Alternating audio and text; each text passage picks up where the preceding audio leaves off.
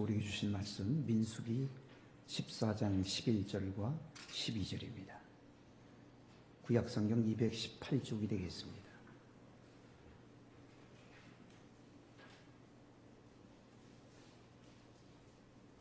여호와께서 모세에게 이르시되 이 백성이 어느 때까지 나를 멸시하겠느냐. 내가 그들 중에 많은 이적을 행하였으나 어느 때까지 나를 믿지 않겠느냐. 내가 전염병으로 그들을 쳐서 멸하고 내게 그들보다 크고 강한 나라를 이루게 하리라. 아멘.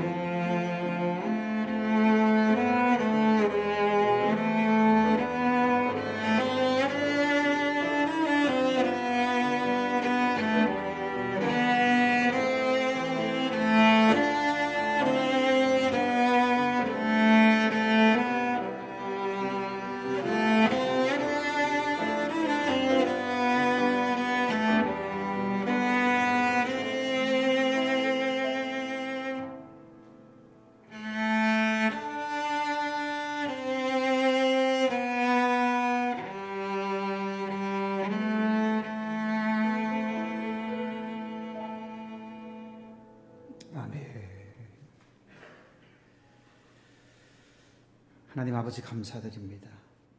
첼로, 피아노 이중주로 하나님 앞에 아름다운 찬양을 올려드리게 해주셔서 감사합니다. 집사님들의 아름다운 믿음의 연주 위에 하나님께서 크신 은혜와 평강을 더하여 주시고, 이 시간에도 주의 말씀을 산모하고 기다리오니 각 가정에서 예배드리는 모든 분들과 이곳에 함께 모여 예배드리는 모든 분들에게 크신 은혜로 임하는 이 시간 되게 하여 주옵소서. 우리 주님 예수님의 이름으로 기도드리옵나이다. 아멘. 거리마다 조용하고 사람들은 모두 마스크를 쓰고 살아갑니다. 꿈에서도 보지 못했던 일들이 오늘 우리의 삶의 자리에 펼쳐지고 있습니다. 코로나19가 우리의 생활 패턴을 완전히 바꿔버렸고 참 많은 부분들을 바꾸어버리고 말았습니다. 오늘의 상황 속에서 하나님이 우리에게 주시고자 하시는 교훈이 분명히 있습니다. 오늘 이 시간에는 코로나19가 우리에게 주는 교훈이 무엇인지 함께 살펴보고자 합니다. 그래서 우리가 잘못된 길을 가고 있다면 나를 바로 돌려 세워야 할 것입니다. 하나님 앞에서 나를 새롭게 하고 나를 온전하게 하고 하나님 보시기에 더욱 아름다운 모습으로 우리가 변화되어져 간다면 하나님이 참으로 기뻐하시리라 확신합니다. 코로나19가 우리에게 주는 교훈은 무엇이 있을까요? 첫째는 평범한 일상이 큰 축복임을 알고 감사하며 살라는 교훈입니다. 평범한 일상이 큰 축복임을 알고 감사하며 살라는 교훈입니다. 우리는 평범한 일상이 다시 돌아오기를 기도하고 있습니다. 매일매일의 일상이 가장 큰 축복인 줄 몰랐습니다. 당연한 것인 줄 알았습니다. 그동안 하나님이 주신 행복을 행복인 줄을 모르고 감사하기를 더디했었습니다. 평범한 일상이 가장 소중한 은총인 것을 이제야 깨달았습니다. 평범한 일상이 큰 축복임을 알고 감사하며 살아라 하시는 교훈을 하나님이 우리에게 주시고 있습니다. 여러분이 아마 잘 아는 인물일 겁니다. 평생을 말을 못하는 언어장애인과 앞을 보지 못하는 시각장애인을 위해서 살았던 사람입니다. 그는 베스트셀러를 작가이기도 합니다. 많은 책들을 저술해냈습니다. 그리고 노벨상 못지않는 그러한 권위 있는 풀리처상도 수상했던 사람입니다. 그의 일생을 영화화하기도 했습니다. 그가 누구일까요? 헬렌 켈러입니다. 이 헬렌 켈러는 삼중고를 겪었던 사람이에요. 보지 못하고 듣지 못하고 말하지 못하는 그런 사람이었지만 그는 평생 주어진 삶의 자리 앞에서 감사하며 살았던 사람입니다. 그분이 쓴 글 중에 내가 3일만 볼 수 있다면 그런 제목의 글이 있습니다. 내가 3일만 볼 수 있다면 그 내용을 보면 이런 글이에요. 내가 3일만 하나님이 볼 수 있게 해주신다면 첫째 날은 나를 교육시켜 주신 설리번 선생님을 찾아뵙겠습니다. 그리고 산으로 올라가서 아름다운 꽃과 풀들을 보고 그리고 빛나는 노을을 보고 싶습니다. 둘째 날은 새벽같이 일어나서 먼동이 트는 모습을 보고 저녁에는 영롱한 하늘의 별빛을 보겠습니다. 셋째 날은 아침 일찍이 큰 길로 나가서 부지런히 출근을 하는 활기찬 사람들의 표정을 보고 아름다운 영화를 감상하고, 저녁에는 아이 쇼핑을 하고 집으로 돌아와서 3일 동안 보게 해주신 하나님 아버지 앞에 감사를 드리겠습니다. 그런 글이에요.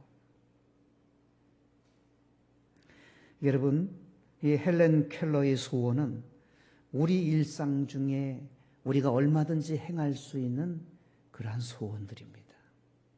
이 헬렌 켈러의 평생의 소원, 단 3일만이라도 그렇게 이루어지기를 원하는 그 소원을 우리는 평생 얼마든지 누리며 살아갈 수 있는 그런 우리들입니다.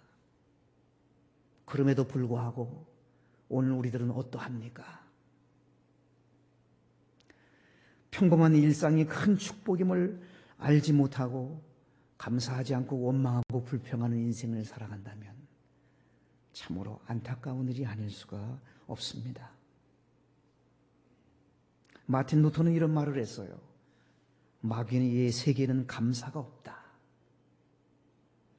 하나님은 감사를 기뻐하시지만 마귀는 불평불만을 기뻐한다. 그런 말을 했습니다.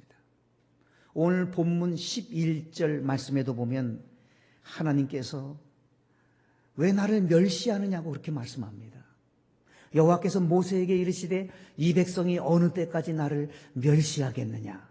내가 그들 중에 많은 이적을 행하였으나 어느 때까지 나를 믿지 않겠느냐. 하나님은 이스라엘 백성들이 하나님을 멸시한다고, 이스라엘 백성들이 하나님을 믿지 않는다고 하나님은 그렇게 말씀을 하셨습니다. 여러분, 하나님 멸시하는 게 뭘까요? 하나님을 믿지 않는 모습이 어떤 모습일까요? 평범한 일상 앞에서 축복인 줄 모르고 감사하지 못한다면 하나님 존재를 부인하는, 하나님 멸시하는 일이에요. 그리고 하나님을 믿지 않는 자의 모습을 가지고 있는 거예요. 디모데전서 4장 4절은 말씀합니다. 감사로 받으면 버릴 것이 없나니. 감사로 받으면 버릴 것이 없게 해주신다고 그랬어요. 골로새서 3장 15절은 말씀합니다. 너희는 또한 감사하는 자가 되라. 에베소서 5장 20절은 말씀합니다. 항상 아버지 하나님께 감사하라. 데살로니가후서 2장 13절은 말씀합니다. 마땅히 반드시 하나님께 감사하라. 데살로니가 전서 5장 18절은 말씀합니다. 범사에 감사하라. 이는 그리스도 예수 안에서 너희를 향하신 하나님의 뜻이니라 그랬어요. 범사에 감사하는 것이 하나님의 뜻이랍니다. 우리는 하나님의 뜻을 이루어드리기를 갈망하는 하나님의 사람들입니다. 골로새서 2장 7절은 말씀합니다. 감사함을 넘치게 하라. 감사함을 넘치게 할 때 우리 하나님은 우리에게도 은혜와 평강으로 넘치게 해 주실 것입니다. 평범한 일상이 큰 축복임을 알고 감사드려야 돼요. 두 번째로, 코로나19가 우리에게 주는 교훈은 나에 대해서 절제하라는 교훈입니다. 절제하라는 교훈이에요. 대한민국은요, 모든 사람들이 환영하는 나라였습니다. 외국에 가면 빨리 그러잖아요. 우리를 바라보고. 그러면 얼마나 환영합니까? 어서 오라고. 웰컴 코리아. 그렇게 환영받는 나라였는데 이제는 모두가 기피하는 나라로 전락해버리고 말았습니다. 2달 전만 하더라도요, 우리 한국은 세계 199개국 중에 189개국에서 사전 비자 없이 입국할 수가 있었어요. 그만큼 우리가 환영받았어요. 사전 비자가 없어도 한 10나라만 제외하고는 모든 나라가 우리 한국인들이 오면 사전 비자 없이 받아줬었어요. 그런데 한국인이 입국하는 것을 막는 나라가 됐어요. 우리 한국 사람들 입국하는 것을 반가워하지 않습니다. 그런 나라가, 우리나라 사람들이 들어온 것을 막는 나라가 며칠 전에, 지금은 정확한 통계를 알 수 없습니다만 며칠 전에 111개국이 되었다고 하는 방송을 들었습니다. 이제는 해외여행도 갈 수 없게 됐습니다. 지나치리만큼 해외여행을 다니는 한국인에게 이제는 좀 절제하라고 하시는 주님의 사인같이 느껴집니다. 나만 즐기면 된다는 우리의 이기적인 마음들을 이제는 바꾸어야 합니다. 어려운 이웃들을 볼 수 있어야 됩니다. 어려운 자들과 함께 공감할 줄 알아야 합니다. 그리고 나에 대한 절제가 조금 더 삶에서 많이 나타나야 할 것입니다. 코로나19가 주는 교훈 중에 하나가 절제하라 이래요. 내 돈 내가 쓰는데 누가 뭐라고 하느냐? 그랬던 우리들 아닌가요? 절제하라. 갈라디아서 5장 22절 23절은 말씀합니다. 오직 성령의 열매는 사랑과 희락과 화평과 오래 참음과 자비와 양성과 충성과 온유와 절제니 이 같은 것을 금지할 법이 없느니라 그랬어요. 성령의 9가지 열매. 성령의 9가지 열매 중에 9번째가 절제의 열매인데 그러면 9번째로 중요한 것일까요? 아닙니다. 9가지가 다 중요해요. 하나도 빠뜨릴 수 없는 거예요. 그런데 9번째 둔 것은 여러분 성경에 관습이 있어요. 성경의 관습 중에 하나가 뭐냐면 9가지가 다 중요한데 제일 중요한 것은 맨 앞에 씁니다. 사랑이 제일 앞서요. 그 다음에 두 번째 중요한 게 맨 끝에 들어가요. 그게 성경의 기록의 관습이에요. 절제는 참으로 중요한 거예요. 코로나19가 우리에게 주는 교훈 중에 절제하라고 하는 하나님의 음성을 우리는 들어야만 합니다. 고린도전서 7장 5절에 보면 너희가 절제 못함으로 사탄이 너희를 시험한다 그랬어요. 사탄이 시험한다는 거예요. 디모데전서 3장 2절, 3장 11절에 보면 지도자의 덕목 중에 절제는 필수임을 말씀해 주고 있습니다. 디모데후서 1장 7절은 하나님이 우리에게 주신 것은 절제하는 마음이라고 말씀하고 있습니다. 하나님이 우리에게 주신 것이 절제하는 마음이에요. 디모데후서 3장 3절은 말세지 말의 현상이 있는데 절제하지 못하는 그러한 현상들이 있다고 성경은 그렇게 고발하고 있습니다. 절제가 뭡니까? 나를 제어하는 것입니다. 나를 조절하는 것입니다. 코로나19가 우리에게 주는 교훈 중에 하나가 그것입니다. 나를 조절할 줄 알아야 됩니다. 나를 제어할 줄 알아야만 합니다. 절제할 줄 알아야만 하는 것입니다. 세 번째로 코로나19가 우리에게 주는 교훈은 나그네와 고아와 가난한 자들을 사랑하고 대접하라는 그런 교훈입니다. 나그네와 고아와 가난한 자를, 약자들을 사랑하고 대접하라. 중국을 비롯해서 동남아시아, 중동 국가, 아프리카 국가들이 한국인을 무시하고요. 비행기 착륙을 막아요. 비행기 착륙하지 못하도록. 그리고 비행기가 착륙됐다 하더라도 강제 격리를 시킵니다. 그 나라에 비행기가 도착하면, 착륙하면 자유롭게 여행하게 하지 않아요. 강제 격리를 시켜요.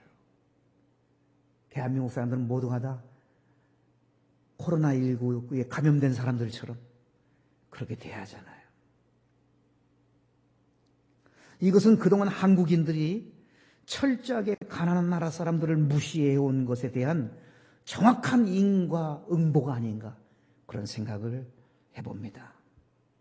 앞으로는 한국에 와 있는 외국인 노동자들을 더욱 인격적으로 대해줘야 합니다. 소중한 생명으로 여겨야 합니다. 나그네와 고아와 가난한 자를 사랑하고 대접하라는 하나님의 교훈이 이 코로나19를 통해서 우리에게 주시는 교훈이 있는 것입니다. 성경은 약자들을 사랑하라고 그렇게 말씀하고 있잖아요. 그런데 오늘 약자들을 사랑하지 못하는 세상이잖아요. 기업을 운영하는 사람들이 외국인 노동자들에게 얼마나 많은 해를 줍니까?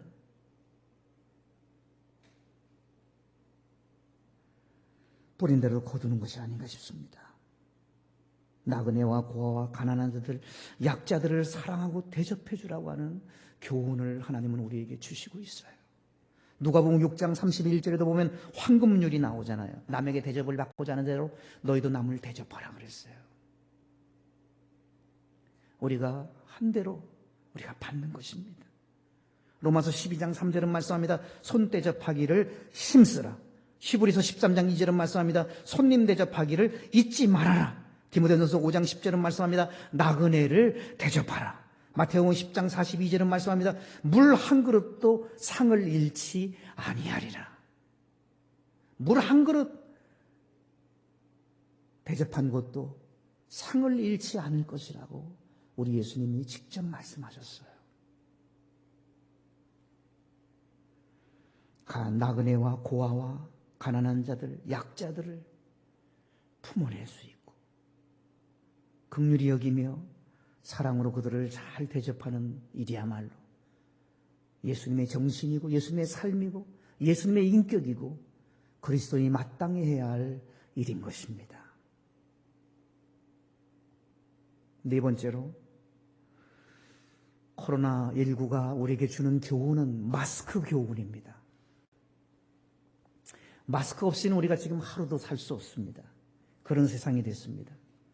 마스크를 사겠다고 여러분들이 잘 알고 있는 것처럼 3시간 동안 추운데 벌벌 떨면서 줄지어 서서 앞사람 뒷사람이 확진자인지도 알지도 못하고 그리고 줄지어 서서 3시간 기다려서 얻어지는 것이 마스크 5장이었습니다.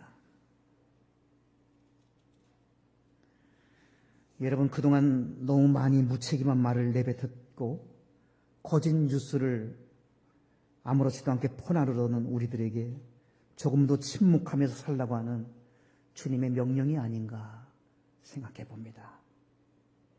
우리는 틀림없는 사실은 진실은 말해야 됩니다.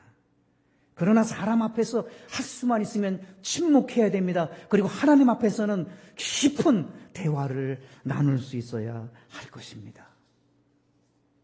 에베소서 4장 29절은 말씀하고 있어요. 무릇 더러운 말을 너 입 밖에도 내지 말고 오직 덕을 세우는데 소용되는 대로 선한 말을 하여 듣는 자들에게 은혜를 끼치게 하라 그랬어요. 마스크의 교훈이 그것입니다. 우리의 입을 막으려고 하시는 하나님의 사인이 있는 것입니다. 오늘의 우리 입술의 현주소를 점검하라고 하는 주님의 말씀이 그 주님의 교훈이 마스크의 교훈인 것입니다. 잠언 6장 2절은 말씀합니다. 내 입의 말로 내가 얽혔으며 내 입의 말로 내가 잡히게 되었느니라. 내 말 때문에 내가 얽히는 인생이 됩니다. 내 말 때문에 내가 사로잡히는 인생이 됩니다. 잠언 18장 21절은 말씀합니다. 죽고 사는 것이 혀의 권세에 달렸다고 말씀을 합니다. 민수기 14장 28절은 말씀합니다. 너희 말이 내 귀에 들린 대로 내가 너희에게 행하겠다고 우리 하나님은 말씀하셨습니다. 전도서 5장 2절은 말씀합니다. 너는 하나님 앞에서 함부로 입을 열지 말고 급한 마음으로 말을 내지 말라. 기도하는 마음으로 말해야 합니다. 시편 141편 3절은 말씀합니다. 내 입 앞에 파수꾼을 세우시고 내 입술의 문을 지켜 주옵소서. 마스크의 교훈을 결코 잊어서는 안 될 것입니다. 예수님처럼 말합시다. 축복합시다. 격려합시다. 따뜻하고 부드럽게 위로합시다.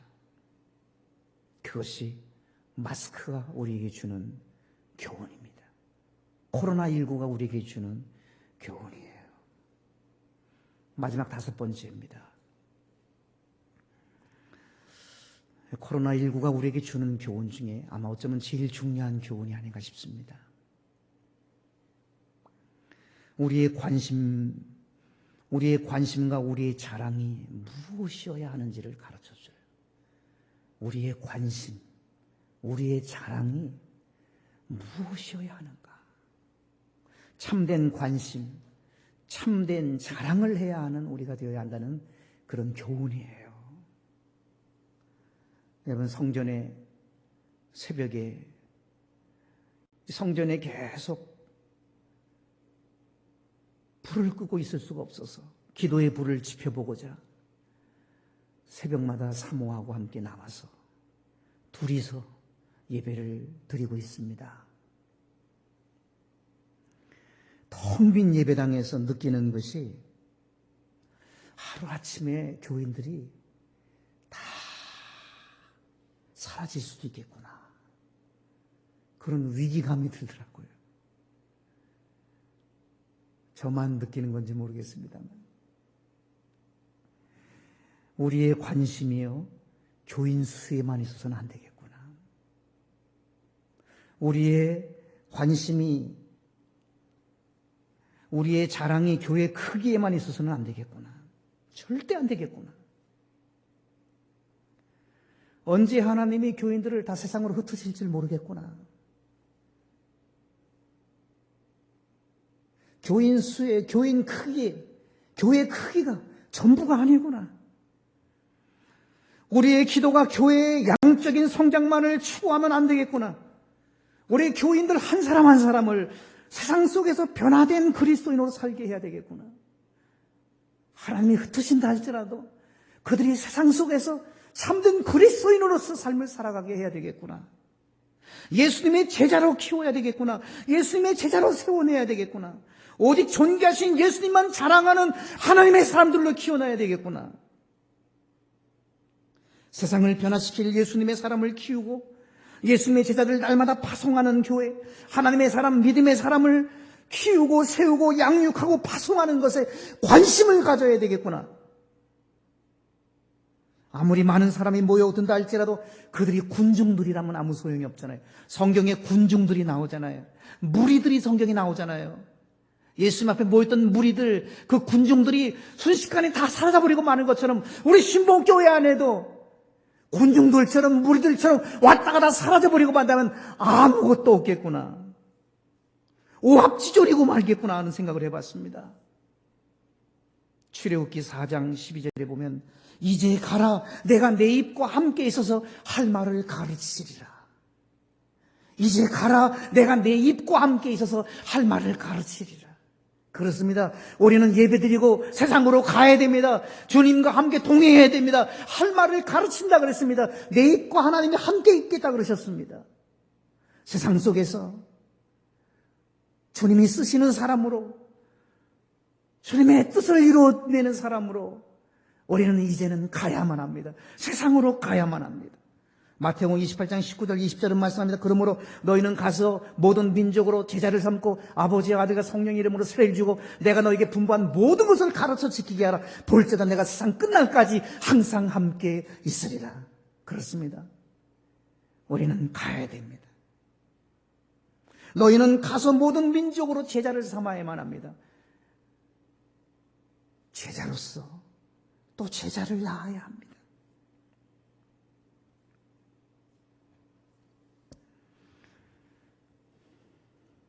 세상 속에서 변화된 그리스도인으로 살게 하고 예수님의 제자의 삶을 살게 하는 거기에 관심이 있어야 되겠구나. 참된 관심이 그것이구나. 그리고 참된 자랑이 교회의 크기가 아니고 교인 많이 모이는 것이 아니고 우리의 참된 자랑이 오직 예수 그리스도만 자랑하는 그러한 교회가 되어야 되겠구나. 우리의 자랑은 오직 예수님이구나. 예수님을 자랑하고 높이고 전하며 살게 해야 되겠구나. 갈라디아서 6장 14절은 말씀합니다. 우리 주 예수 그리스도의 십자가 외에 결코 자랑할 것이 없나니. 사도 바울의 고백이에요. 예수 그리스도의 십자가 외에는 자랑할 것이 없다고 바울은 그런 말을 했어요. 그래요. 예수님은 십자가에서 모든 것을 다 이루셨잖아요. 십자가에서 다 이루신 그 주님, 나를 나되게 하시기를 원하시고 나를 새롭게 하시고 내 생애에 새로운 전환점을 안겨주신 위대하신 예수, 존귀하신 예수, 내 생애를 아름답게 수놓아 주신 그분, 십자가에서 모든 것을 다 이루신 그 주 예수 그리스도를 우리는 자랑하면서 마땅히 살아야 한다는 것입니다. 오늘 본문에 우리 하나님은 전염병으로 쳐서 멸하신다는 무서운 말씀을 하고 계셔요. 내가 전염병으로 그를 쳐서 멸하겠다 그랬어요. 왜 그럴까요? 11절에 왜 그렇다 그러죠? 11절에 보면 이 백성이 어느 때까지라는 말 속에는 하나님이 많이 기다리고 계신다는 거예요. 어느 때까지 나를 멸시하겠느냐? 하나님 멸시했대요. 하나님 멸시하는 것이 뭐예요? 하나님을 하나님으로 인정하지 않는 것이 멸시하는 거예요. 하나님이 내 곁에 있는데 그분을 무시하고 내 마음대로 살았던 것이 하나님 멸시하는 것이 아닐까요? 하나님의 뜻과는 상관없는 인생을 살아가는 것이 하나님 멸시한 거 아닐까요? 내 생각, 내 철학, 내 경험, 나의 것을, 내 주장을, 내 관점을, 나의 것을 앞세우는 것, 하나님 생각하지 않는 것이 하나님 멸시하는 거 아닐까요? 하나님을 생각해 드려야지. 먼저 하나님이잖아요. 하나님 어떻게 생각하십니까? 하나님의 최종 결제자이신데 하나님은 뭘 원하시는지, 하나님의 음성을 들으려고, 하나님의 생각을 알으려고 하고 하나님에게 귀를 기울이는 것이 하나님을 하나님으로 모시는 것이잖아요. 그렇지 않으면 하나님 멸시하는 거예요. 하나님은 존재치 않은 존재로 그렇게 치부하는 것이에요. 어느 때까지 나를 멸시하겠느냐? 내가 많은 이적을 행했지만 어느 때까지 나를 믿지 않겠느냐? 그 많은 이적을 행했는데 어느 때까지 나를 믿지 않고 언제 나를 믿을래? 그렇게 말씀하고 있어요. 이스라엘 백성들에게 하나님은 얼마나 많은 이적과 기적과 표적을 보이셨습니까? 애굽에서 430년 동안 지냈을 때 하나님은 그들을 그 참으로 기적 같은 역사지요. 그곳에서 어떻게 나올 수가 있겠어요? 하나님이 나오게 하셨잖아요. 홍해 바다를 여러분 육지처럼 건너게 하신 것도 하나님의 기적의 역사잖아요. 마라의 쓴물에서도 단물로 만들어주신 것도 하나님의 기적의 역사잖아요. 이스라엘 백성들이 여러분 양식이 없어 농사를 지을 수 없었잖아요. 광야 생활할 때 그러나 하나님이 하늘 문을 여시고 만나와 메추라기를 쏟아 부어주셨습니다. 기적 같은 역사 아닙니까? 목말라 할 때 하나님은 반석을 치면 반석에서 샘물이 솟게 하셨습니다. 무수히 많은 기적의 역사를 보았던 이스라엘 백성들은 그럼에도 불구하고 하나님을 믿지를 않았다는 거예요. 오늘 우리들은 어떠합니까? 이스라엘 백성들의 이야기 아니라 오늘 나의 이야기가 되어야 되지 않겠습니까? 언제 믿겠느냐? 언제까지 믿겠느냐? 믿음이 없이는 하나님을 기쁘시게 할 수 없다고 히브리서 11장 6절은 말씀하고 있잖아요. 네 믿음이 너를 구원하였으니 평안히 가라. 건강할지어다. 따라 내 믿음이 크도다. 내 소원대로 되리라. 이스라엘의 이만한 믿음을 만나본 일이 없다.